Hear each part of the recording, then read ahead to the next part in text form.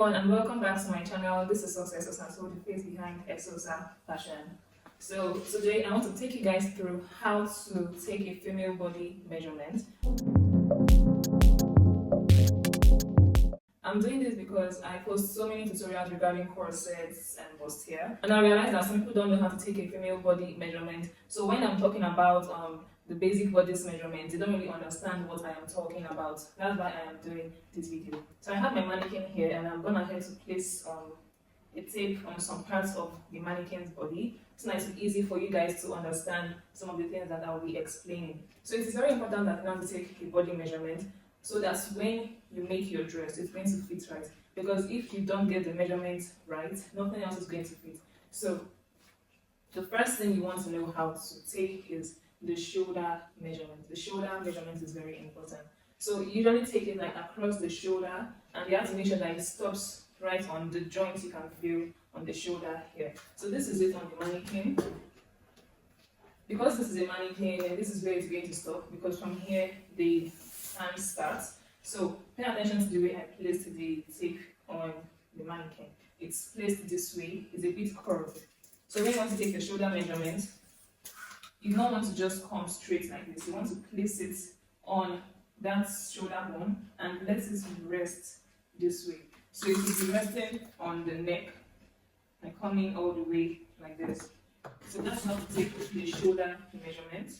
I don't recommend using a formula to get your shoulder measurement. Just always take the measurement on your client or get someone to take it for you. Don't use a formula for your shoulder measurement. The next thing is the armhole measurement. So some people usually just take it like this, and then where the armhole stops, they'll times it by 2, and that will be the armhole measurement. Or you can also take it round. When you take it round, divide what you have by 2. So you now take it round and divide by 2, or you take it straight like this to stop where the armhole stops and multiply it by 2. But I prefer to use a formula for that, which is the bust measurement divided by 6 times 1.5 inch. That's what I use as my armhole measurement. Now the next thing is the bust point. This bust point is important. The bust point is from the shoulder to meet with the nipple points, and this is around here. So you're going to come and take it this way. You're not resting the tape rule around here. You're not going to rest it around here. You're going to come like here to take the measurement, which is why the tape rule is coming this way. So I'm going to place the tape rule here and take the bust point measurement. So the one I have here is 9.5 inch. You're just going to make sure that it stops right where the nipple point stop. And this is leading me to how to take the bust span measurement. The bust span is basically from one point of the nipple to the other one across. So this is how you take that. You're going to come, this is one, this is another, and take the measurement. Whatever you have is the bust span measurement. Most times when I'm using this in my pattern drafting tutorial, I usually divide it by 2. So whenever I say bust span divided by 2, this is the bust span divided by 2. So back to the bust point. This bust point is important because this is like where the fullest part of the bust is. And it's on this bust point that you're going to take the bust roundness. So you're going to go ahead and take the bust roundness. You just want to pass the tape through across and measure what you have, making sure that it is resting right on the bust point. So what I have here is 33.5. So for the bust measurement, you want to make sure that what you have is firm. Not too tight, not too loose, just firm enough. So what I have here is 33.5 as the bust roundness. So in some cases, you're going to need to get your front bust curve. But I feel like that's a bit advanced, so I'm still going to talk about it here. So the front bust curve is needed for corset making most times, but you can also use it for bustier making, or if you want to get like the perfect fit for a dress. So the front bust curve is basically the front bust measurement. So I'm going to come to the side here and take what I have across. So this is the front bust curve. When you're going to do this, you will need to minus the entire bust roundness from the front bust curve to use for the back pattern, because you are already going to take the entire front bust curve for the front pattern. So this is how to take the front bust curve. The next very important measurement is the under bust point and the under bust roundness. So this is the under bust point. I also use the tip to mark it out. The under bust is basically exactly where the bust stops, which is here. That's why my table is right underneath the bust. So to get the under bust point, whenever we say under bust point, whatever, it's just basically the point where each starts or stops. While when talking about roundness, it's the circumference of it. So this is the under bust point. You come to the shoulder again. Make sure that the table is passing through the bust point, and then you're going to stop right underneath the bust. Okay? So what I have here is 13 inches. This is the under bust point. Now for the under bust roundness, from this under bust point, you are going to take the roundness of what you have. So this under bust point and under bust roundness is important for corset making and bustier making. You don't really need it for like a simple free blouse, but for like something like what I'm wearing, which I have a tutorial on my channel if you're interested, you're going to need that under bust measurement. So this is the under bust roundness. You want to pass the tape rule across and measure what you have. So remember I said that for the bust roundness, the measurement you're going to take, you don't want it to be too tight. But when it comes to the under bust, I'm not saying you should make it extremely tight, so make sure that it is very, very firm, more firm than you will take it for the bust. But you know that the bust, like if you take it too firm, it's kind of like press in, and you do not want that. But for the under bust, hold it as tight as possible. Your index finger should always be underneath the tape rule like this. What I have here is 26 inches. Now the next thing is the half length. And this is I'm starting from top to bottom, but I'm going to go all the way to the end.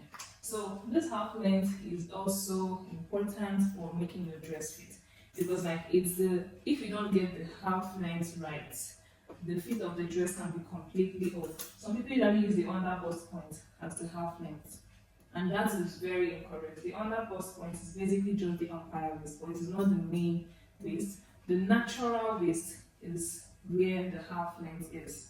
So I have it here already, and this is another reason why I'm doing a tutorial on how to take a female body measurement, because this half length, there are two measurements of the half length, the front half length and the back half length, and I use this in majority of my tutorials.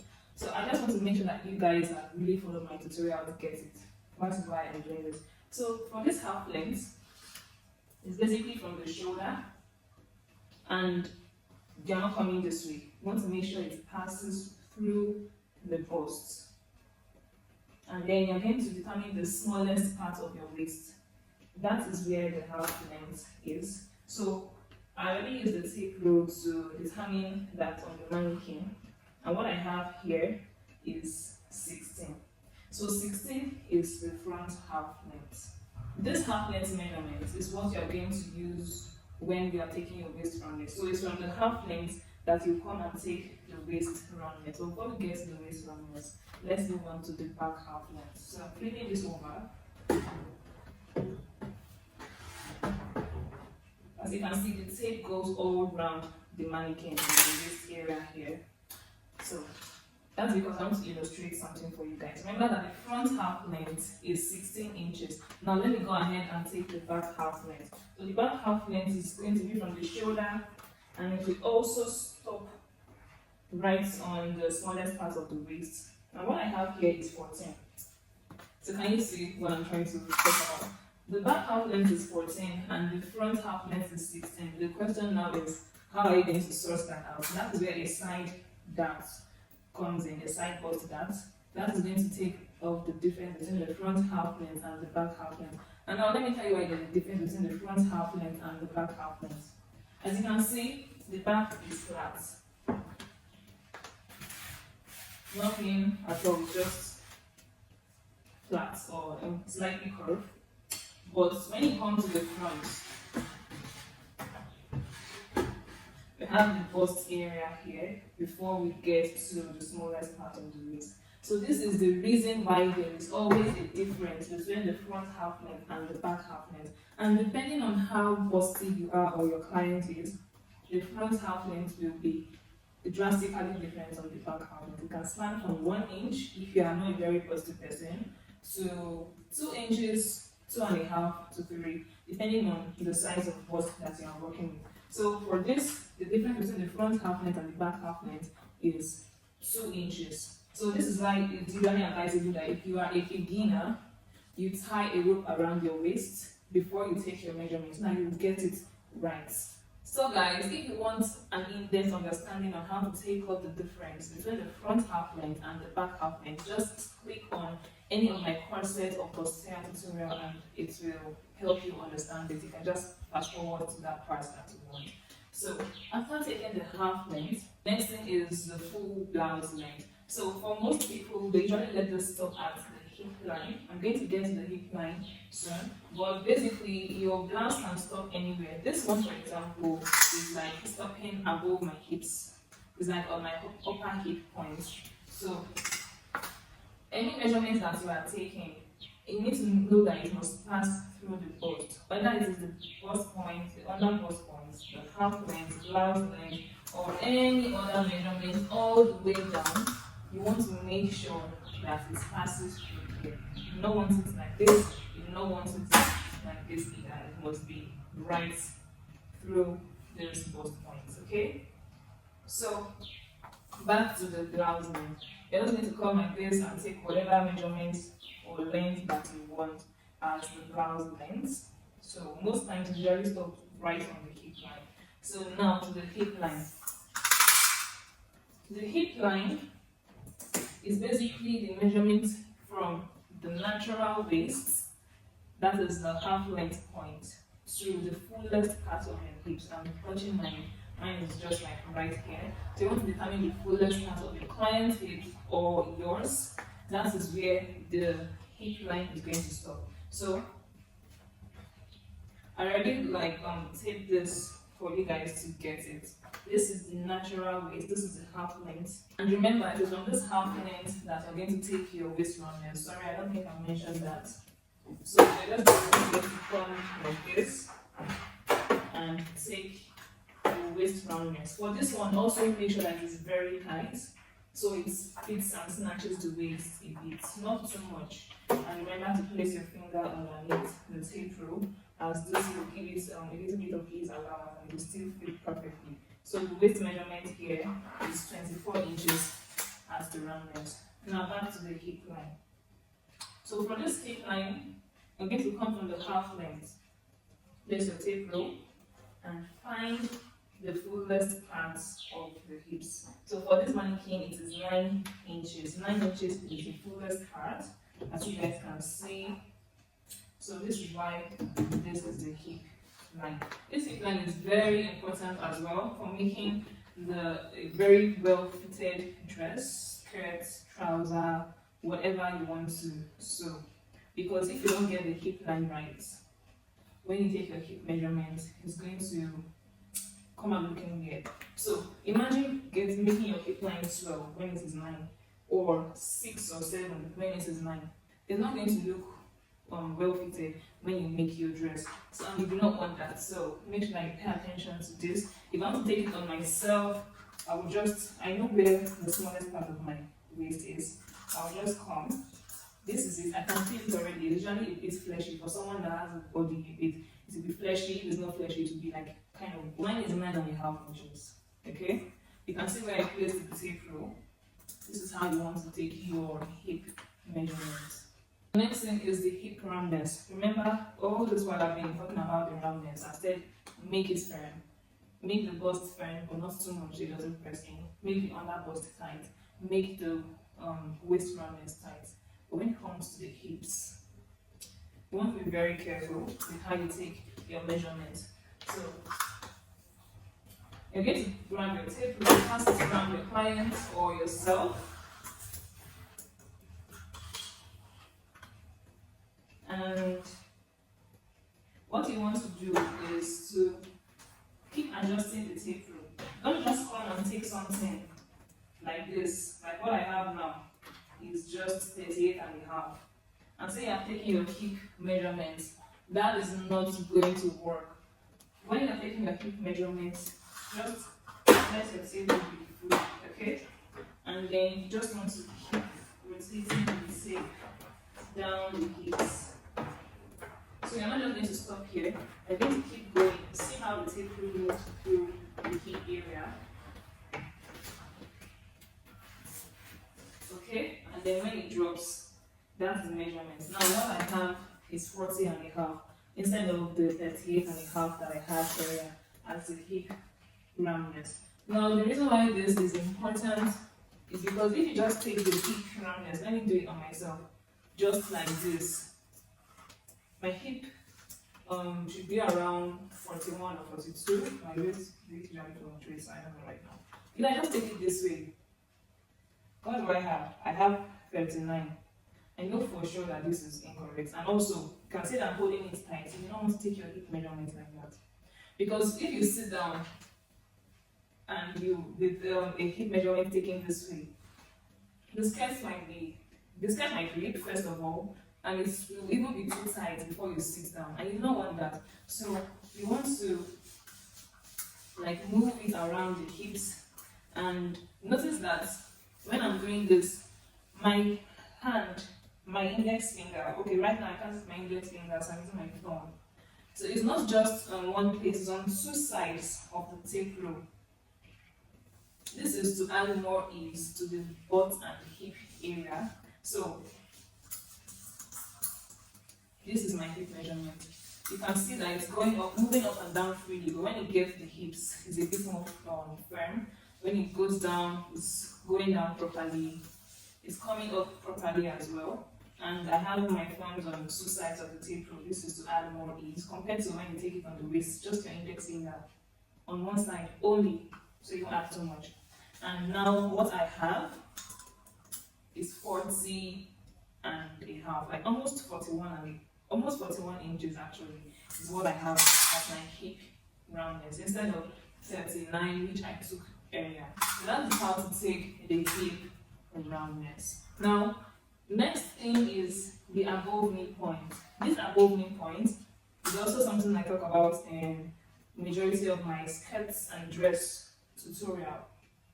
Now, why is the above knee point important? It's because that is where you're going to shaping your skirts or your dress from. You don't want to be shaping it when it's around here or right on the knee. You want it to be above the knee, so that even after getting that shape, you can still get movement in the knee area. So the above knee point has been marked out already. The above knee point is basically just what I said, the point above the knee. So to take it, you're going to come from your half length. And also, just like I said that for whatever measurement you're taking for the top, it must pass across here. From this downside, from the half length down, you don't want to come this way. You want to come this way. This is because of the hip area. Okay, for someone like me that have a lot of hips, if I just take my above knee points on here, what I have is 19. This is just like a rough measurement. Don't do this by yourself because you might not get this right. I'm sure that this is not 100% accurate. But if I take it this way, it's giving me 20.5. And that's because of the hip. And again, I know that this is not like a proper way to take measurements. I'm just like trying to explain it for you guys. So that's the reason why when you're taking your above knee point or your skirt length or whatever, you come from the half length to the sideways. So I'm going to come and take this one. So this is the knee for the mannequin and this is above the knee point. So this is exactly where it is going to stop. And what I have here is giving me 21. So that is the above knee point. For someone that has a lot of hips, this side is definitely going to be wider than here. So the above knee point is the point where I'm going to take off a little bit just to make sure that the skirt or the dress has a pencil shape, if that is what you are going for. So some people usually take the above knee roundness, but I don't like to do that because it may end up being too tight. What I usually do is minus take my hip at the above midpoint, my hip roundness, I also take it at the above midpoint, and then minus 2 inches from it, or 2.5 inches, depending on how much I want this to be fit. But I have never taken anything more than 2.5 inches. 2 inches, 2.5 always works for me. So, if you are someone that's not like very curvy, you can use like 1 inch, 1.5, you get. So, that's it for the above midpoint, and from here, everything is just like easy. So, if you want a mini skirt, you come, take whatever you want, wherever you want it to stop. You want to stop above the knees here, you want it to stop right on the knees here, if you want the full dress length is here. Okay? So this is another part that I'm going to explain when you are taking your full dress length. If you take your full dress length while you're standing, let me take off my slipper from this. If you take your full dress length while you're standing just like this, especially if it's like a man-made dress, even for a straight dress, when you dress up, when you're done dressing up, you're not going to like the look of the dress, unless if that is the style you're going for. But most actually dresses, you want it to be like long enough to cover the leg area and then your shoe a little bit. So when you're taking your full dress length, you either take it as it is and add between 3 to 4 inches, or you tell your client to stand on tiptoe and then take the measurement all the way to the ground. Drop the tape rule to the ground. That's what you want. Or if you're wearing heels, then just take the measurement and let it stop to the ground as well, because with the heels they're going to be elevated a little bit. If it's a very low heel like this one, then please still add like 2 inches to it. Okay? So that is how you take your full skirt length or your full dress length. If not, it's going to be jumping when you're done making the outfit, and you don't want that as well. So guys, we're moving on now to the arm area. I also have tape around all the side. This part is going to be also a little bit tricky because there are some things you need to pay attention to, especially when it comes to the elbow and the wrist. So basically, we have the cap sleeve measurement, the short sleeve measurement, elbow points, and long sleeve measurement. What is the cap sleeve? The cap sleeve is basically the measurement from the shoulder to the fattest parts of your arm here. Okay? I can easily tell mine, it's quite obvious. It is around here. So your shoulder to here is the cap sleeve measurement. And for the mannequin, this is where it is. So you're just going to come from this shoulder bone, the one that you can feel like it's slightly round, okay? And take the measurement. So for this mannequin, it is 4 inches. And I know that mine is between 4 and 4.5 inches as well. So that's how you take the cap sleeve points. Anything that has to do with points, we're talking vertical measurement. This is cap sleeve points. And of course, you need the roundness as well. So you just put the tape through and get the roundness. This one, you want it to be not too tight. Just place one finger in between the tape roll and you're good. So from there, you can get a short sleeve measurement. Wherever you want the sleeve to stop, it could be 7, 8, 9, 10, whatever. Now, to the elbow points. So for this elbow point, I cannot really explain it on the mannequin, so I'm going to try and leave myself. This side is quite big compared to here, So when you're taking the measurements, you want to make sure that it is right on this area that you are getting your elbow point, okay? And now the easiest way to do this is to just take your client's arm this way and measure what you have from here to here.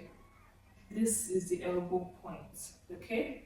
So it's very important to take it this way so that you get something accurate. Because if you mistakenly take it this way and then when you're done, it's jumping here, the sleeve is going to be tight. So take your elbow point here and then take the roundness of whatever you have. While the hand is still like this, just take what you have. Okay? You don't want it to be too tight. Make sure it can come out of here and also pass through to the upper side of the arm. Okay, that is how to take the elbow point and the elbow roundness. You should be able to. The tape should just be right here. I'm just going to come closer.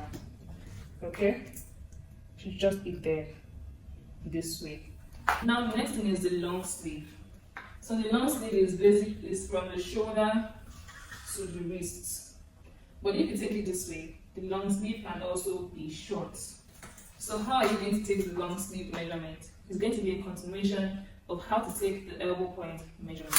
And how do you do that? I wish I had someone I can do this on, but it's just me. So to take your long sleeve measurement, you're going to come and take your measurement from here to here, and then move the tape rule this way. So your arm has to be like this when you're taking your long sleeve measurement. That's just like the summary of it, or your hand must be this way for your elbow measurement and your long sleeve measurement.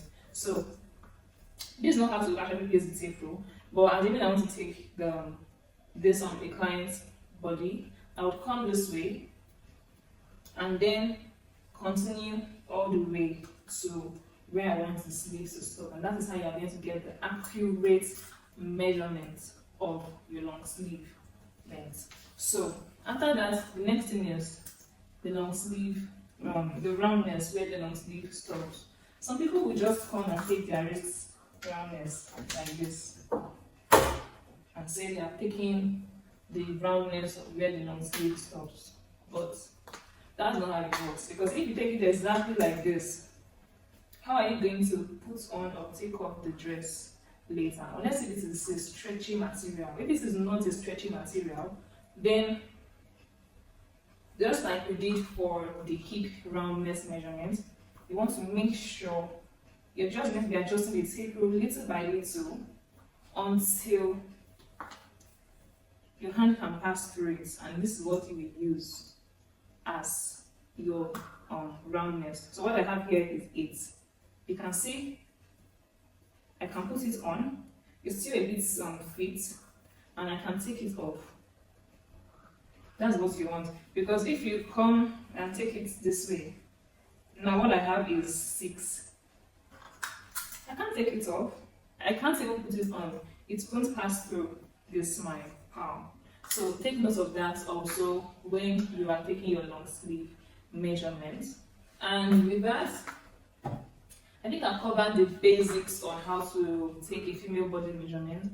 So guys, that's everything for this tutorial. I'm going to make a separate tutorial specifically for trouser measurement, because I know that is also very technical, and you need to know it. It's not something you can just guess, because one wrong mistake and the trouser it is ruined. So I'm going to make a separate video on that.